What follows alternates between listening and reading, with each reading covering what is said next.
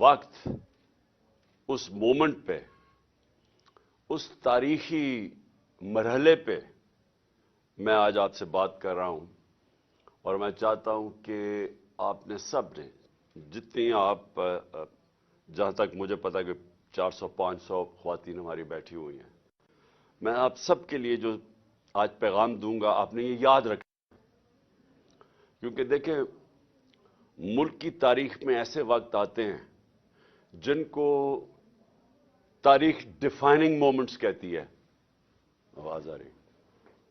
Defining moments का क्या मतलब होता है? डिफाइनिंग मोमेंट्स का मतलब यह होता है कि वो फैसला कुल टाइम जिधर एक मुल्क तबाही की तरफ भी जा सकता है, अरूज की तरफ भी जा सकता है। पाकिस्तान की तारीख का आज सबसे बड़ा क्राइसिस है। अगर मैं क्राइसिस देखूं तो हमारी जिंदगी के अंदर हमारा मुल्क टूटा, बांग्लादेश बना, मुझे वो अभी भी याद है। बहुत बड़ा क्राइसिस था पाकिस्तान में। और उसके अलावा भी क्राइसिस आए, लेकिन कभी भी ऐसा क्राइसिस नहीं आया जो आज है। एक आदमी के फैसले से, वो कौन था, वो अब सब जानते हैं कौन था, जिसके फैसले से एक ऐसा मुल्क के अंदर बुरहान आया है जिसकी पेशन गोई आज से मैंने 7 महीने पहले कर दी थी। वो इसलिए नहीं कि मुझे कोई अल्लाह ने गैब का इल्म दिया है, क्योंकि मैं पाकिस्तान की तारीख जानता हूं। और मैं ये खास तौर पे ये जो दोनों जमातें जिनकी लीडरशिप के ऊपर किताबें लिखी हुई हैं, इनकी करप्शन के ऊपर, इंटरनेशनल अखबारों में इनकी करप्शन लिखी हुई है, सिर्फ यही देख लें कि इन दोनों ने एक दूसरे के मुतल्लिक क्या कहा है। 20 साल ये एक दूसरे को चोर कहते रहे और दोनों ही सच बोल रहे थे। इनकी गवर्नमेंट 90 की दिहाई में 2-2 दफा करप्शन में गई। तो जब ये 2 करप्ट खानदान ऊपर बैठे थे, तो आप याद रखें कि हिंदुस्तान 90 की दिहाई में पहले हमारे से आगे निकला। 90 की दिहाई से पहले हमेशा पाकिस्तान आगे था, हमेशा हम हिंदुस्तान से आगे थे। बरे सगीर में सारे इकोनॉमिक इंडिकेटर्स कहते थे हम आगे हैं। डॉक्टर इशरत हुसैन ने अपनी किताब में यह लिखा हुआ है। लेकिन 90 की दिहाई जब इन दोनों की पार्टनरशिप लगी, तब से पाकिस्तान पीछे रह गया और बांग्लादेश भी आगे निकल गया। तो जो मैं आज आपको बात बताना चाहता हूं, ये आपने बड़े गौर से इसलिए सुननी है कि ये इसके हमारी अब जद्दोजहद के ऊपर पाकिस्तान का जो मुस्तकबिल है वो डिपेंड कर रहा है। हम कितनी मेहनत करते हैं, कितनी जद्दोजहद करते हैं, कितनी लोगों के अंदर शऊर पैदा करते हैं। हमने जो डोर टू डोर कैंपेन शुरू की हुई है, हम घरों में जाके लोगों को जगाते हैं। और जितना अवाम में शऊर आता जाएगा, उतना ही हम ये जो इतना बड़ा आज क्राइसिस के अंदर हम पड़ गए और ये मजीद बिगड़ेगा, हम इसका मुकाबला कर लेंगे। और वाहिद आपकी जमात है। ये याद रखें, आज अगर कौम किसी की तरफ देख रही है, वो आपकी तरफ देख रही है। क्योंकि ये सब एक तरफ हो गए हैं। सारी जमातें जो 30 साल से, और खास तौर पर ये 2 बड़ी जमातें जो इक्तदार में बैठी रही हैं, ये सब एक तरफ हो गई हैं। और इस वक्त कौम को सिवाय आपकी जमात के कोई और नहीं नजर आ रहा जो पाकिस्तान को इस मुश्किल वक्त से अब निकालेगा। और ये हमेशा याद रखें कि हम अब तक ये उम्मीद लगा के रहते थे जी कि चलें जी, पॉलिटिशियंस ने बुरा किया तो एस्टैब्लिशमेंट आ जाएगी और वो बचा लेगी। इस वक्त जिधर हम खड़े हैं, उसमें एक आदमी जिसके पास बड़ी ताकत थी, जनरल बाजवा, उसका बहुत बड़ा हाथ है, बल्कि उसी का हाथ है जो आज हम यहां खड़े हैं। और मैं फिर से, मैं क्योंकि बार बार अपनी कौम को यह बताना चाहता हूं कि मैंने उसको बताया भी था और मैंने शौकत तरीन को भी भेजा उसको समझाएं कि अगर आपने हुकूमत को, हमारी हुकूमत को डिस्टेबलाइज किया, जो बड़ी मुश्किलों से एक बैंकरप्ट मुल्क था जो हमें मिला था, आज वो कोई अखबार में इश्तिहार आया हुआ है जी कि उन्होंने डिफॉल्ट से बचा लिया पाकिस्तान को। ये अभी असद उमर ने मेरे से पहले आपसे बातचीत की थी। असद उमर फाइनेंस मिनिस्टर थे जब हमारी गवर्नमेंट आई 2018 में। जरा असद उमर से बाद में पूछें कि हमारे ऊपर क्या गुजर रही थी जब हमें पता चला सिर्फ 8 अरब डॉलर के हमारे पास रिजर्व्स रह गए थे। यही इसाक डार ने सारा पैसा एक डॉलर को सिर्फ मसनूई तौर पे कंट्रोल करने में इसने हमारे अरबों डॉलर के रिजर्व्स गायब कर दिए। और वो टाइम था जब जो तेल इंटरनेशनल मार्केट में वो आज के मुकाबले में सबसे कम था। इनको इसकी खुशकिस्मती नून लीग की ये थी कि इनके दौर में तेल सबसे कम था। हमारे दौर में तो वो कोरोना के बाद सुपर साइकिल आ गया कमोडिटी का, ऊपर चला गया। मैं इसलिए ही आपको बातें बता रहा हूं कि आपको बैकग्राउंड पता चलनी चाहिए कि ये हुकूमत जो है, ये जो पीडीएम है, ये इनकी सारी जो तरक्की होती है वो इश्तिहारों में होती है, प्रोपेगेंडा में होती है, सहाफियों को पैसा खिला के होती है, मीडिया हाउसेस को साथ मिला के होती है, ग्राउंड पे नहीं होती। क्योंकि अगर होती तो जो इनको हुकूमत मिली थी, जो हम छोड़ के गए थे, तो आज ये हाल ना होता कि सारी दुनिया के सामने बेकारियों की तरह फिर रहे हैं और मुल्क डिफॉल्ट के करीब है और पैसे मांगते फिर रहे हैं। ये ना होता, क्योंकि हमारे फिर से इकोनॉमिक सर्वे ऑफ पाकिस्तान में पढ़ ले, हमारे सबसे बेहतर इंडिकेटर्स थे। पाकिस्तान की तारीख में वो हमने अचीव किया था जो किसी और गवर्नमेंट ने नहीं किया। रिकॉर्ड हमने एक्सपोर्ट्स और जो भी exports, tax collection, remittances, service sector की सबसे ज्यादा एक्सपोर्ट्स हमारे दौर में हुई। और ज़राअत जो कि मुल्क की रीढ़ की हड्डी है, जो किसानों से पूछेंगे किसानों के क्या हालात थे और आज क्या हालात हैं, तो उधर से इन्होंने मुल्क का जो आज खड़ा किया तबाही के किनारे पे। ये मैं इसलिए आपको कह रहा हूं कि हमें अब सबको मिलकर अब जद्दोजहद करके इस मुल्क को निकालना है इधर से। और मैं ये आपको कहना चाहता हूं कि हम ही वो पार्टी है। हम अब पूरी एक तैयारी कर रहे हैं। हम अपनी इकोनॉमी के ऊपर पूरा हमने एक वाइट पेपर तो इनका बताया है, और अपना हम अब बैठ के बकायदा वॉर गेमिंग कर रहे हैं कि हमने पाकिस्तान को कैसे निकालना है। वो कौन कौन से अब इनकलाबी हमें कदम उठाने पड़ेंगे कि अपने मुल्क को इस दलदल से निकालेंगे। और मैं अभी भी आपको कहता हूं, अगर कोई इस वक्त पाकिस्तान के अंदर जमात अगर कोई भी निकाल सकती है, कोई टेक्नोक्रेटिक सेटअप नहीं निकाल सकता। वो सिर्फ एक जमात है, वो है तहरीक इंसाफ। और वो कैसे निकालेगी? सबसे पहले तो हम चाहते हैं कि साफ और शफाफ इलेक्शन हो। साफ और शफाफ इलेक्शन होंगे तो इस मुल्क के अंदर एक गवर्नमेंट आएगी। अगर पॉलिटिकल इंजीनियरिंग ना की गई, मुझे खौफ यह है कि हमारी बदकिस्मती से एस्टेब्लिशमेंट ने माजी से सबक नहीं सीखे। मुझे अफसोस से कहना पड़ता है, आज हम पॉलिटिकल इंजीनियरिंग देख रहे होते हुए, एमक्यूएम को इकट्ठा करना, बैप को पीपल्स पार्टी में धकेलना बलूचिस्तान में, साउथ पंजाब के अंदर पीपल्स पार्टी को वो कॉल कर करके इनके आदमी कह रहे हैं कि जी पीपल्स पार्टी को मजबूत करें। यहां पंजाब के अंदर नून लीग की हुकूमत लेके आए।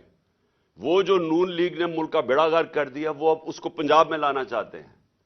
केपी के अंदर और गेम चल रही है कि कहीं ना कहीं तहरीक इंसाफ को किसी तरह कमजोर किया जाए, कोई पॉलिटिकल इंजीनियरिंग की जाए, जिसका मुझे अभी मकसद ही नहीं समझ आ रहा। अकल तो यह कहती है कि एक स्ट्रांग गवर्नमेंट चाहिए पाकिस्तान को इस दलदल से निकालने के लिए। अगर ये पॉलिटिकल इंजीनियरिंग करके कमजोर सा सेटअप लेके आना है, तो वो तो वैसे ही मुल्क को संभाल नहीं सकता। क्योंकि जो बिजनेस कम्युनिटी है, जो सरमायाकार हैं, जो इन्वेस्टर्स हैं, जो पाकिस्तान के अंदर बैठे हैं, जो पाकिस्तान के बाहर हैं, जिन्होंने पाकिस्तान में जब तक वो इन्वेस्टमेंट नहीं करेंगे, जब तक बिजनेस कम्युनिटी का एतमाद नहीं बहाल होगा, तो पाकिस्तान तो क्या भीख मांग के तो नहीं निकल सकता ना इसमें से। और मैं फिर से कह दूं, जिनसे हम भीख मांग रहे हैं, उन्होंने एक बहुत भारी कीमत पाकिस्तान से मांगनी है बेल आउट करने के लिए। वो बड़ी कीमत वो पाकिस्तान की सलामती के ऊपर, उसके ऊपर हम कॉम्प्रोमाइज करके वो कीमत देंगे उनको। मुल्क का मुस्तकबिल खतरे में डाल के वो जो कीमत मांग रहे हैं वो देनी पड़ेगी। लिहाजा एक ही तरीका है, एक मजबूत और गवर्नमेंट आए जिसको लोगों को और बिजनेस कम्युनिटी को इत्मीनान हो कि 5 साल के लिए आई है। उसके बाद वो इनकलाबी स्टेप्स ले, वो स्ट्रक्चरिंग करे पाकिस्तान की, वो सर्जरी करे पाकिस्तान की, जो कोई कमजोर हुकूमत नहीं कर सकती। वो ये जो रेलू कटे आए हुए हैं पीडीएम के, ये नहीं कर सकते। इनको तो सारा वक्त डर है, इनका तो सबको पता चल गया ना कि मकसद क्या था, अपनी चोरी को छुपाना। पहले ये मुल्क की तबाही करते हैं पाकिस्तान से पैसा चोरी करके, फिर उसकी तबाही करते हैं वो मुल्क से बाहर मनी लॉन्ड्रिंग करके, बड़े बड़े महल्लात और बिजनेसेस और घर लेके, और फिर तबाही करते हैं उस चोरी को एनआरओ दिलवाने के लिए, मुल्क को बचाने के लिए। जो इन्होंने अभी नैब अमेंडमेंट्स किए हैं, इन्होंने दरवाजे खोल दिए व्हाइट कॉलर क्राइम के। अपनी चोरी बचाने के लिए इन्होंने करप्शन को लाइसेंस दे दिया है, छोटी चोरी को नहीं। वो जो पटवारी लेवल की चोरी या थानेदार लेवल की चोरी, वो नहीं, वो तो लोगों को तंग करती है, लेकिन वो मुल्क को तबाह नहीं करती। मुल्क को तबाह करती है व्हाइट कॉलर क्राइम। जब प्राइम मिनिस्टर मुल्क से पैसा चोरी करता है, जब उसके वजीर चोरी करते हैं, और जिसको कहते हैं क्रोनी कैपिटलिज्म, कि वो वजीर और प्राइम मिनिस्टर बड़े बड़े सरमायाकारों या बिजनेसमैन से मिलकर जब चोरी करते हैं और वो मुल्क से फिर चोरी करके पैसा बाहर भिजवाते हैं, ऐसे मुल्क तबाह होते हैं। ये सिर्फ पाकिस्तान का मसला नहीं है। ये आज अगर आप सारी दुनिया की डेवलपिंग वर्ल्ड देख लें, डेवलपिंग वर्ल्ड का मतलब जिधर गुर्बत है, वो सारी दुनिया के उन मुल्कों में जिधर गुर्बत है, वहां सब इस तरह की चोरी हो रही है। व्हाइट कॉलर क्राइम पकड़ी नहीं जाती वहां, वो पैसा चोरी करके बाहर भेजते हैं ऑफशोर बैंक अकाउंट्स में, लंदन जैसे बड़े बड़े मेफेयर के फ्लैट्स में, वन हाइड पार्क जिधर को कुछ 10 अरब रुपए का जनाब शरीफ खानदान के बेटे के घर में रहता है। ये चोरी तबाह करती है कौमों को।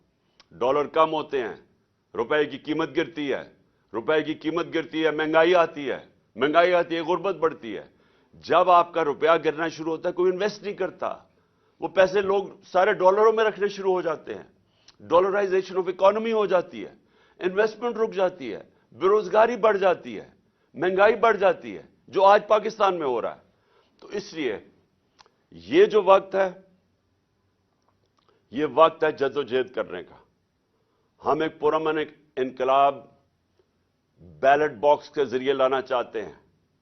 मैं सारी उन कुव्वतों को कह रहा हूं जिनके पास इस वक्त ताकत है, मैं आज आप सबको कह रहा हूं कि अगर आप आज सब मिलके, सारे इदारों को मैं कह रहा हूं कि ये पाकिस्तान हम सब के हाथ से निकल जाएगा। हम अब श्रीलंका सिचुएशन के, पहले तो जब मैंने बात की थी 1 जून के अंदर एक इंटरव्यू दिया था मैंने सबी इब्राहिम को, तो मुझे कहा था गद्दार है ये। आज सारी दुनिया वो बातें कर रही है कि हम जा रहे हैं उधर जिधर श्रीलंका का मतलब यह कि लोगों ने सड़कों पे अब आ जाना है। आटे की कीमत जिधर चली गई है और आटा मिल नहीं रहा, वो जो बेचारा एक आदमी कल आटे की लाइन में खड़ा होकर अपनी जान खो बैठा है, ये अब आगे मजीद और बढ़ने वाला है। लोगों को खाना, जिस रेट आटा की कीमत गई है, हमें सबसे सवाल पूछना चाहिए कौन सी क़यामत आ गई पाकिस्तान में? कि क्या अप्रैल में क्या था, मार्च में पाकिस्तान किधर खड़ा था और आज किधर खड़ा है? क्या हुआ है? हम सबसे मुश्किल तो तेल की कीमतें थी ना, तेल ऊपर चला गया था। हमारे दौर में 70-80 अरब डॉलर से तेल की कीमत चली गई थी 110-115 डॉलर तक। मुश्किल तो हमें वहां पड़ी हुई थी, अब तो तेल नीचे आ गया है। तो क्या ये वजह है कि आज पाकिस्तान में कीमतें भी आसमानों पे चले गई हैं, रुपया भी गिर गया है, इंडस्ट्री भी बंद हो रही है? आज 50 साल में सबसे ज्यादा महंगाई है पाकिस्तान में और बढ़ती जा रही है। आज कोई मुझे समझाएं कि क्या वजह है कि पाकिस्तानी پاکستانی دل مایوس ہو کے ملک چھوڑ کے جا رہے ہیں. 7.5 لاکھ پاکستانی چھوڑ کے ملک چلے گئے ہیں. امید ختم ہو گئی ہے. وہ جب ان لوگوں کی شکلیں دیکھتے ہیں اور دیکھتے ہیں کہ بدقسمتی سے ہمارے طاقتور حلقے بھی ان کے ساتھ کھڑے ہیں, لوگ تو مایوس ہو گئے ہیں پاکستان سے. تو یہ وقت ہے, یہ میں سارے اداروں کو کہہ رہا ہوں کہ یہ وقت ہے ملک کو سنبھالنے کا. یہ سب کے ہاتھ سے نکلنے والا ہے, اور یہ سنبھالے گی ایک پولیٹیکل پارٹی جس کی جڑیں ہیں سارے پاکستان میں, جو کہ فیڈرل لیول کے اوپر واحد ایک پولیٹیکل پارٹی ہے جو ملک کو اکٹھا رکھ سکتی ہے.